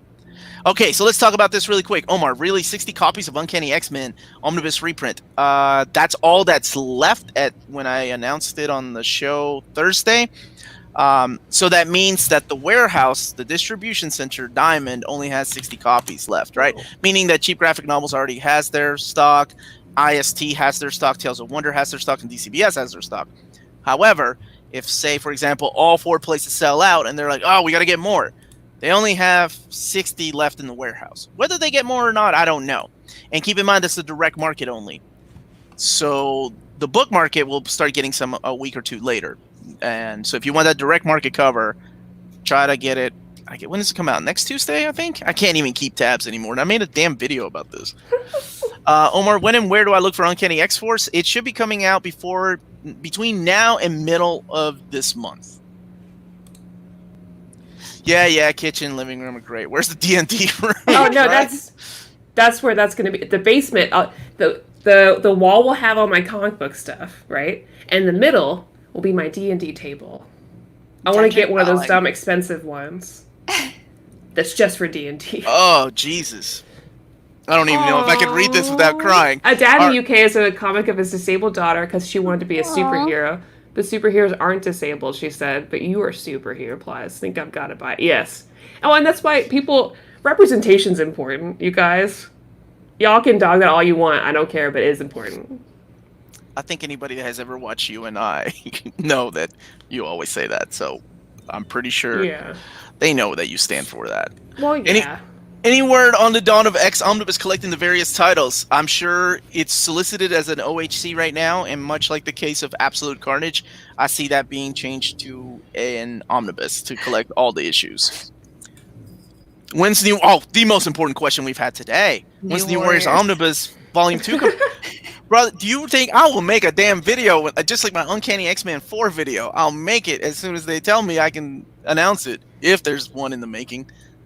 And it's going to be classic, by the way, not to get confused with Safe Space. And what was the other ridiculous? Oh, I can't even touch that garbage.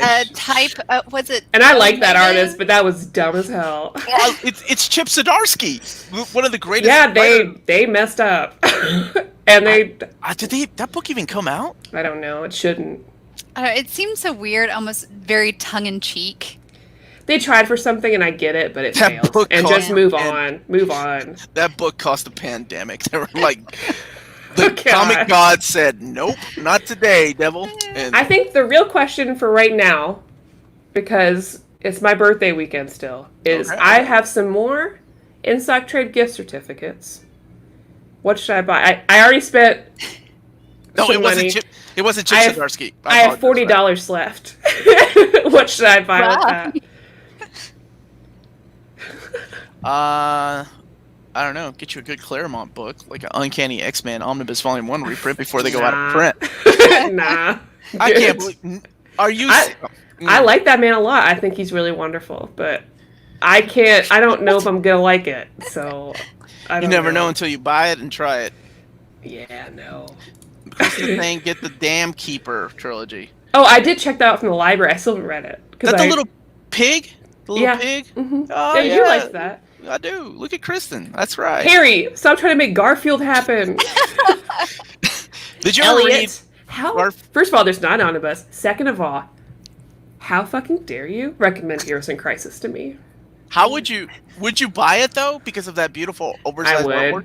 I do want the oversized artwork, yeah. Like, what about Absolute Heroes in Crisis? Is there going to be one? Oh, no, I'm sure there will be. We're talking Damn, I do like the art. Right? See? That you're having a crisis of conscience yourself. Yeah. Did the new X-Men by Morrison go out of print? It is currently out of print, yes. I just double checked last because someone else was asking me. So new X-Men again, and I'm gonna mention this again. This is the third printing it's had, and y'all keep making that book go out of print. Manuel, where's he at? He said hello, and it's not my brother. Yeah. Manuel, hey Omar, I know you're not my brother now. Great. Do you think I'll like those? I'm so iffy about Vampirella. I loved Kurt Busiek's run, loved it, and I've loved every Red Sonja I've read. And I keep trying to read Vampirella because Vincent over at Dynamite, who's a great human being, like, he'll send me stuff to read, and man, I don't like them. And also, Christopher Priest should have never been on a Dynamite book ever. Well, he's talking about the archives. But that's what I'm wondering. Do you think I'll like the archives if I like Kurt Busiek's run? Great Garl, that's what I'm wondering. That's what I need to know. I think it's beautiful artwork, and the stories are a lot different, though. Oh, Kenny, you're going to get banned. Not a Claremont fan. That's all right, man. I'm not in a banning mood today. Is that new Safe Space Warriors book seriously quite shocked that there isn't a team member literally named Trigger Warning?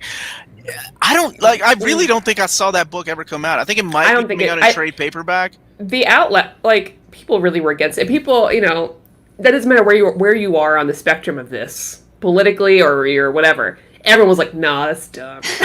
Like, no. Even no. yeah, right? Project Viking, my dude, thank you for the super chat. Just spent 10 minutes watching the live stream from June 20th thinking, damn, this all seems familiar. Oh no. That's why. Speaking of Dynamite, has anyone read Army of Darkness? I have No. not, and I've always wanted to. Mm.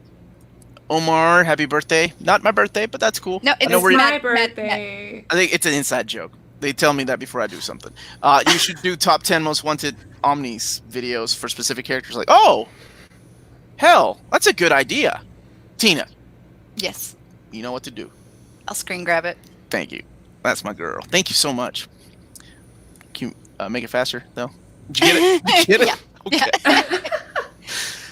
Because Omar in one ear out the other, you all. Seriously. Okay. I probably would like it. I like the old style a lot. Man, I just feel like Vampirella deserves the best, and she's not getting it. Everyone, thank you so much, Nathaniel. Leave a like, please. Yes, if you're watching and liking, and if you're not liking, don't worry about not leaving a like or dislike. Hey guys, read my Q&A. What is it, Leo? I'm trying to. It's hard to keep up with the chat. Ask it again, please. Omar, what did you think of New Warriors near the end of the first run? Then, it was okay. It felt like they were wrapping up storylines from ROM, right? Like with the dire wraiths and all that. It was really weird. And by that time, Niciesa left the book around issue 52, and that to me is the golden age of the New Warriors. So good. So at some point, Kristen told me to get the Rose of Versailles Volume 1. I did, Kristen. I got all the books that we're going to review. Did you get? So I got Postal. No. Get Utna because it's like I think 30 something maybe. So Is that would worth eat up it? your 40. I mean, I loved Utna. I loved. Well, no, I mean, is the new collection of it worth it? I don't know. Omar, do you have it? It's beautiful. The box set. Send me some photos. David is asking, what's the deal with Batman by Matt Wagner hardcover out of print in a week? All right. It's the story of our life now. Is what it is. I'm going to tell you what's going on. I can't keep up with what's out of print anymore because DC has 3 different distributors. So you got Diamond, Lunar, not Silver Star Story, and Midtown Comics, right? I don't know who has it in stock. I don't know, and then let's not forget the book market too, because the book market is Penguin Random House, and they'll be getting it, but who knows when. I can't. It's so DC has made it near impossible to keep up with what's in print and what's not. Yeah. So it's a lot of fun, not so much, not anymore. Like Infinite Crisis, same thing, right? The new reprint. Everybody's telling me, is it out of print? Is it out of print? I'm like, I don't think so, but who knows? You could probably find it on Amazon because guess what? DC no longer believes in the direct market and book market difference. Same day, so you can get it both places. I hope that answers your question. That was kind of long. Real quick, Kenneth has already asked assignment. Nice. I've never read those Supergirl stories. I've seen they're on DC Universe or something. Once again, let me just reiterate: DC Universe is a fantastic app. I don't know what changed. Still? They have so many great comics on it. So easy to read. And Marvel Universe continues to be abysmal to use. I thought they were getting rid of that to go everything on Comixology. Oh, getting rid of Marvel Unlimited? The Marvel, yeah. Oh, I wonder if I can connect the account that. Maybe we need a group Account. Near Mint. Can we even group Near Mint Comixology so we're not all paying separately? Sure, I approve. Any news on the Avatar Last Airbender? No, and then when I see people's pictures of those, I'm like, maybe I should get those. Well, BAM still had them in stock, and they had a buy two get one sale. Freddie was telling me, yeah. For anybody not in the United States, that's Books A Million here. That was my childhood bookstore. For anybody that's Yeah, not it. cool like me, I had to decipher that. Maddie calls Books A Million BAM. Bam. Like Wally World. No, Marvel had their own store for Comixology books. Okay, thank you for Okay. clarifying that. I can't stand Amanda Connor or Jimmy Palmioti's work. It makes me cringe. For me, it depends on who they're writing or who's the character. Because Captain Marvel, I didn't like. That art bothered me. But Mhm. Harley Quinn, it made sense. It's an acquired taste for sure. It's not for everybody. I love the Pro Yeah. because she reminds me of all these UK artists that could draw dirty. Like, I don't know if that makes sense. Not sexual dirty, like dirty floors, dirty Gritty. kitchen, like Yeah. gritty dirty. Thank you, Tina. Yeah. And the Pro, oh, it's like, oh, she's the perfect artist for that book. And their Terra book, I haven't read Terra either. Have you all? We don't know what his question is. I don't see it. I don't see, like Leo said, the last Airbender movie sucked. I think that's a saw that. statement, not a question. I think we all agree with you. Are you Unless- going to talk about comic? We are. We are. Which We are comic talking do you about want to talk comic. about, Gary? Any All particular the comic. All the comic. Have you read Black Orchid by Neil Gaiman? Yes, my wife and I Was have. Leo asked that, but I'm not sure. if Yes, that's yes, the and question. I Wait, thought I is had it- answered that. There's we're not gonna a Black do Sad trailer out, is there? 2.0, and I thought I had answered that because I said, were you asking if we could do it on Old Reader and New Reader? And I thought I said yes. No, I did. I replied back to you. Okay. Did you want me to read it out loud? Is that was that the problem? I have such a hard time with this. Thoughts on Strange Academy? I read the first issue and it was fun. I love Humberto Ramos. So, Omar, any recommendations for stories with Moonstar?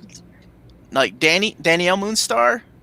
If that's what you're asking, then the Demon Bear saga from New Mutants, or get the Epic Collection Demon Bear saga. Duh, that's what it's called. Yeah, get that. I have it. Day one. I've never read The Spirit. Same. I've never read The Spirit either. Somebody asked what I thought about Last of Us 2. I'm still not that far. And we do have a Twitch channel. I'm sorry. That's my bad. Every time I think I'm going to have time, like the world's imploding. Well, we tried. We tried actually playing and recording The Last of Us. Yeah, we were going to... I wanted to record Tina and I playing the first hour of The Last of Us first before I went onto Twitch. And we couldn't get it to work. So then we tried to play another game, and we did record it. But I was playing with my mouse instead of, like, the controller, and it all went very bad, and we didn't get far at all. So I might just keep it and send it to Patreon, because it was hilarious. But It was hilarious, but she It was like, doesn't "Oh show- man, it's gonna look like I can't play games." it's so So it's bad. like, Maddie, why can't you get these thrusters right? I couldn't fly a damn ship anywhere. Isn't that what they're known for, though? Oh, God. It was like, so which- funny. Oh man. Omar let's- TikTok dance channel. When's that coming, Omar? Never. I'll come over and I'll record you. I Never. want to see Let's that. just say, we'll make it dance. like a subscriber goal. If we get so many subscribers, he'll do a video on I Tina's ain't TikTok. doing no damn TikTok. I'm too old for that shit. Omar, do the Like- whoa. The what? No. Whoa. No. Come on. Just do No. it. I don't even know what that is. Uncanny X-Force go out of print, or will I have time to buy it? Look at Tina. I'm sure you'll have time to buy it. I hope. Leo, did you call me a son of a cow? Are you? What? You got to do better than that if you want to get banned, man. Omar, what do you think of Hickman's X-Men? Sorry if you've answered. I haven't answered that today. I love it. I think it's great, and it's a slow burn like every other Hickman comic, and it'll read better in collected editions, I think. There's Invader Zim hardcovers? That's didn't you guys what tell me somebody this? was asking about. Hey, real quick. Hey, Elliot, I'm really hungry. Can you bring me like a salad? Hey, okay, she's not really hungry if she wants I'm a really salad. hungry. Well, Like- that's the quickest thing we have. Or order some food, please. Thank you. Like Jimmy John's. Okay, we can go back to the show. I'm That's really okay. hungry. I believe you. I mean, it's draining to talk about these things. Believe me. Omar, when are you doing Batman in one of your pages? This summer. When does summer start, ladies? We're in the summer. Yeah. No, summer starts like in July. No, Oh my that's god. July. It's the June 21st. That's Yes. my anniversary. Never mind. Yes, sometime in August. August, it'll be either Superman or Melanie's Batman. not watching, is she? I hope not. I've always disappointed her. Omar, you need to do better, Omar. I need to do better. I do. I'm trying. I'm trying to do better. For KJ, are you typing on the Nearman condition? She is. I'm so hungry. Somebody DoorDash this girl. Happy birthday, Maddie. I can't wait to find out what happened to X-23. Me neither. Omar, thought on David Finch's working on Aliens and First of all, let's talk about this really quick. So Marvel, when we knew this was going to happen because of the whole Disney Fox acquisition, Marvel can now publish the Predator and Aliens book, right? Which, awesome.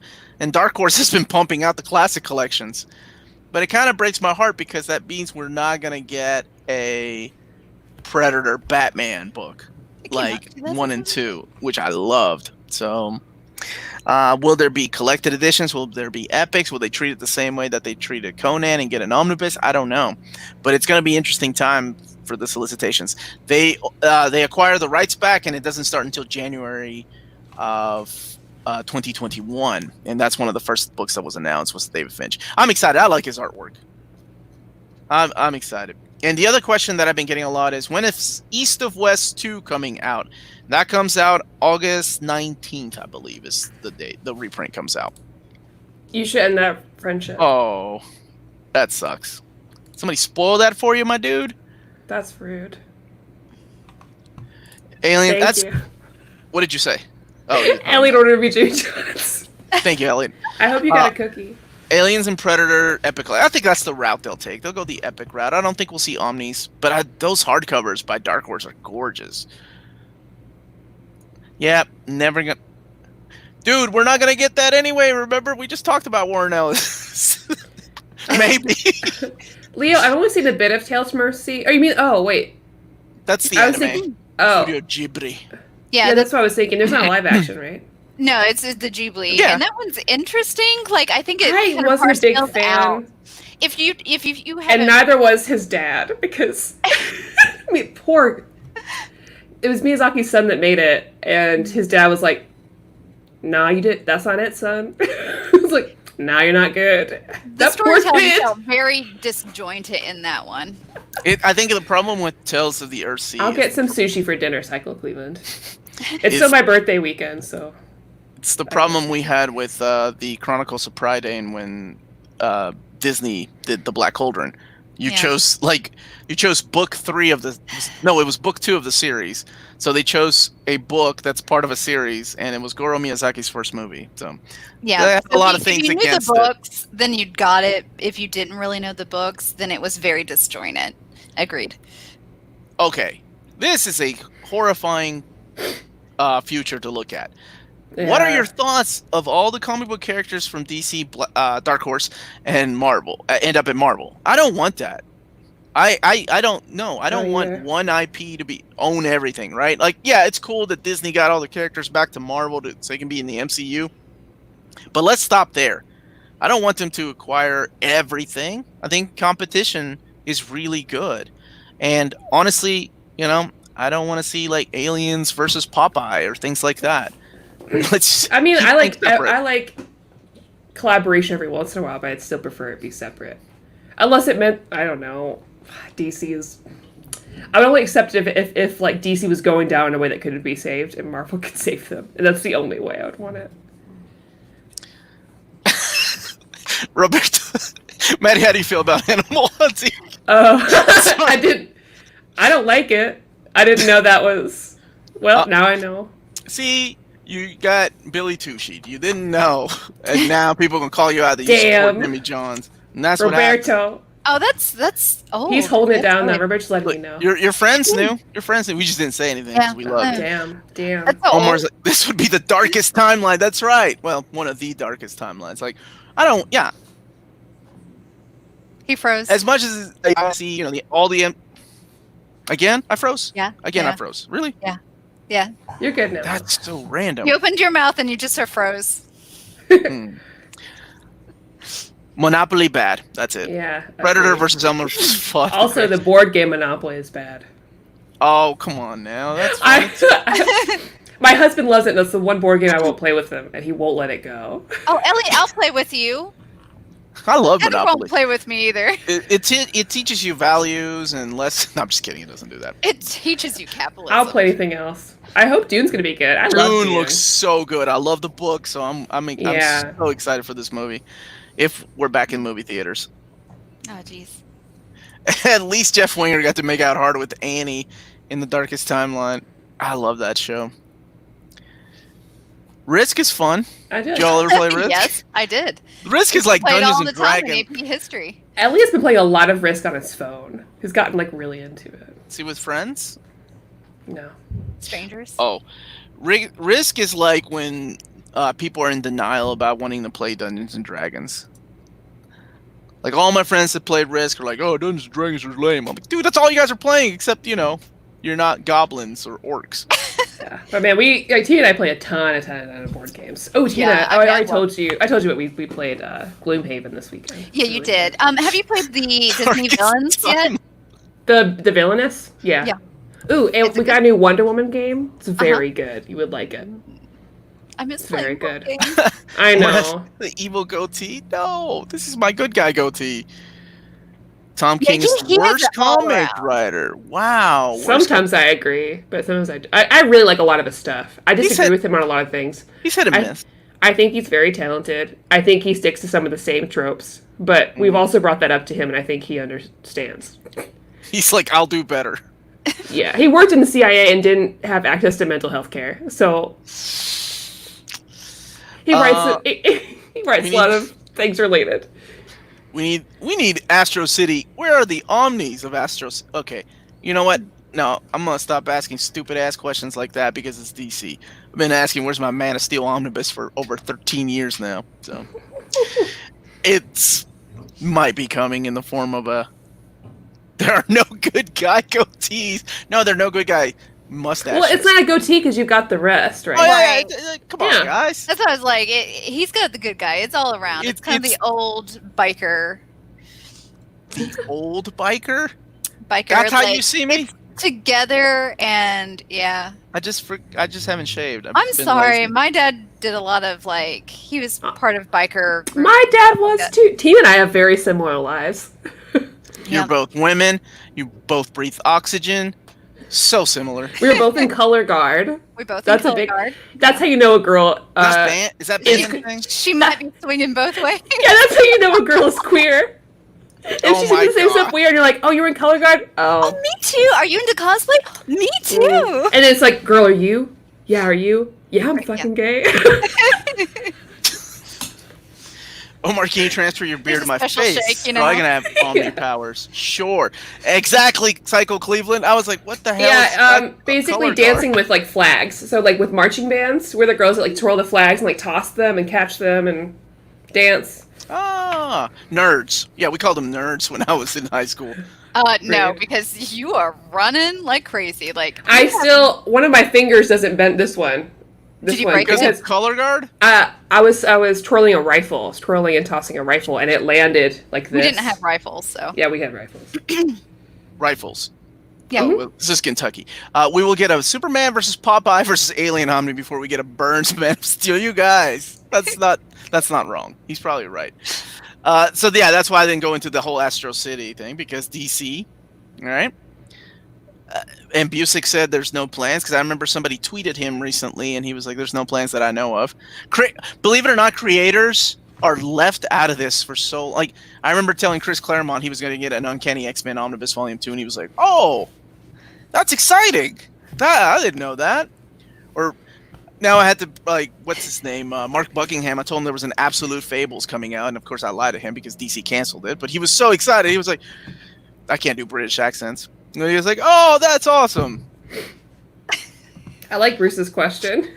Are you jealous of Maggie's obsession with Wonder Woman? He supports it. He knows that I have a very special relationship with Wonder Woman and Red Sonja, and there's pictures of them all over the wall in the comic book room. All right. Maddie's type And I of just have strong like Wonder woman. Woman like topless, and she's like holding her boobs like that. He knows. I will say that okay, this is funny, and it goes into the Wonder Woman story. So for months I've been asking DC these questions that I would ask Marvel. I'm like, hey, Yeah. could you guys, maybe rethink the mapping in JLA to include everything? Or hey, how about maybe making it a Man of Steel omnibus? Nothing, right? I don't get anything. But out of nowhere, they mail me this book, right? Oh my god. To do an overview of. Oh, Maddie. Right? I was like, that's going in the bathroom. I want that book. Look at that. Damn it! Well, I'm not gonna keep them all. You can have some. Look, that's got Tina written all over Oh it. my god, please. Please. I love Stanley so much. Not Amber. And there's some really pretty pictures in here. I was gonna do an overview of it, and he did I didn't know this. He did a God bless Catwoman America. animated. Oh, come on now, Tina. No, Sorry, I'm reading the comment. I was reading Jesse's comment. So, what'd he say? God bless America. God bless. Right? God bless dead ass. That's what I'm saying. Speaking of 4th of July, I would salute Damn. that ass all day Look long. at us. We were just talking about sexism and stuff, and here we are like dead ass. It's different. But see, They're fictional characters. Look at that. What I'll say about Like, Stanley, that's because gorgeous. he draws women so well. And yes, they can be in sexy positions, but it's not like outrageous ones.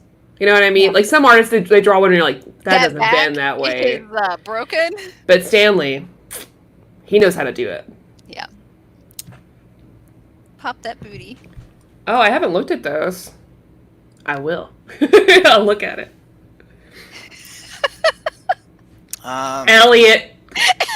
God. So dumb. What is wrong with you? An ass even Captain America would be jealous of, right? God bless, look at those back muscles. That's exactly what I was looking at. Would it be untoward to still publish an Omni like Red Hood 2?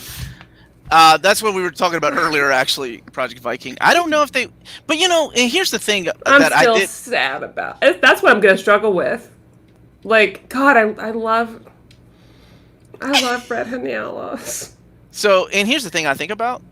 DC, I think, is so out of the loop on these things. I don't think they realize they publish books by these creators. Well, and they never should have published the first one, and I loved it. I bought it, absolutely. Like, of all they should not have published it. We live in a world where DC published a Red Hood and the Outlaws omnibus before they published a Man of Steel omnibus. Whatever. I'm done complaining about that. Somebody mentioned Nightwing's butt earlier. That Nightwing's like, you need whatever. that figure still. Yeah. Which one? I ain't getting that figure. The what? You're going to get it from one of us eventually. I ain't getting that one. Omar, now she knows she can... Look, I'm just keeping the Wonder Woman one. I like that one. That one's going in the bathroom down here. She knows. There's a Red Hood in the omnibus, right? Yeah, there's a Red Hood and the Outlaws omnibus for New 52 that was released, I don't know, a year more ago. Yeah. That it collects all the New 52 stuff, I think, but maybe not the related content, because I don't think it goes all the way, but... Omar's not done complete. I am not. This is an excellent question. Man, that I think and I don't know. You and I share the same answer, I think. I want somebody who... So the question is, for those that are listening, is, Maddie, who would you prefer to take over Red Hood over? I want someone, like, because I don't like the recent Red Hood stuff where it's just him without Artemis and Bizarro, because I really like that team. And I know that Red Hood can be very edgy, but what I like most about this series is that it's more of like, it's a high spirits, almost kind of comical, like, family scenario. And I've always said that when it comes to Bat Family, I want the family aspect. The single character books I don't like as much.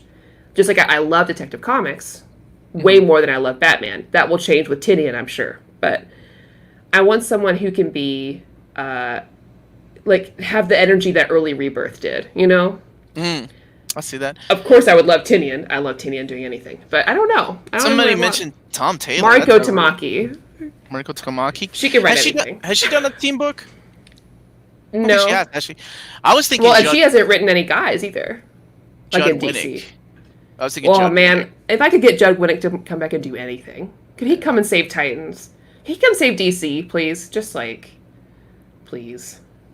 Hey, Omar, Omnibus discount code was an extra percentage off order. He talked to them and he doesn't have it yet. He did a special favor to me for my birthday and asked again because I won an extra discount while I was spending my gift certificates. What if Tom King takes over? Don't even joke about that.